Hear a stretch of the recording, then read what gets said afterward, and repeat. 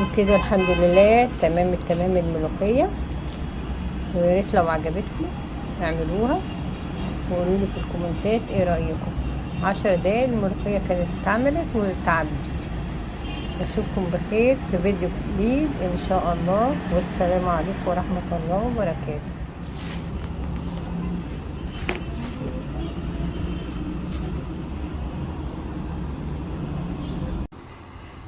بسم الله الرحمن الرحيم. هنخزن الملوخية، تمسكوها كده تقرطفوها وتغسلوها تمام التمام وتنشفوها، وبعد كده نشوف ايه هنعمل لها ايه بقى.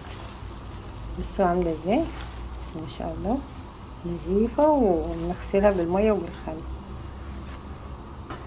كده. بعد الميه ما تغلي بسم الله الرحمن الرحيم نحط الملوخيه كده، نقلبها هي غلوه واحده. بسم الله الرحمن الرحيم نحط لها معلقه سكر كده، هي غلوه واحده كده. طفينا عليها وغلوه كده وخلاص. نستنى بقى تستهدى شويه ونطحنوها كده. نحط لها معلقه بيكنج باودر كده تمام التمام عشان تحفظ باللون الاخضر كده. نقول بسم الله الرحمن الرحيم.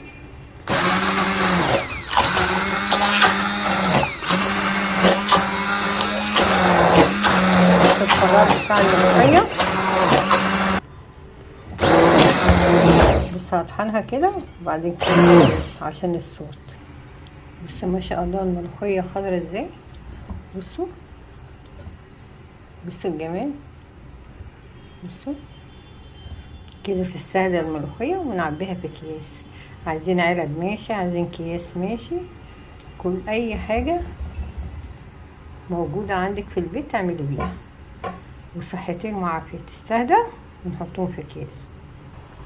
حتى لو تجيبوا ملوخيه مثلا بتستخدموا نص، هاتوا كيلو، هاتوا كيلو ونص، اعملوا مثلا الطبخه والباقي اعمليه وحطيه في كيسه. لما توزيه مرة تانية تلاقيه، او مرة على مرة تلاقي الملوخية عندك متخزنة بتاعة الصيف. وصحتين وعافية يا رب.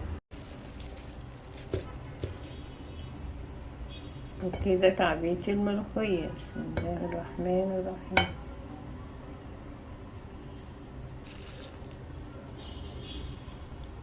خلوهم 3 كبشات.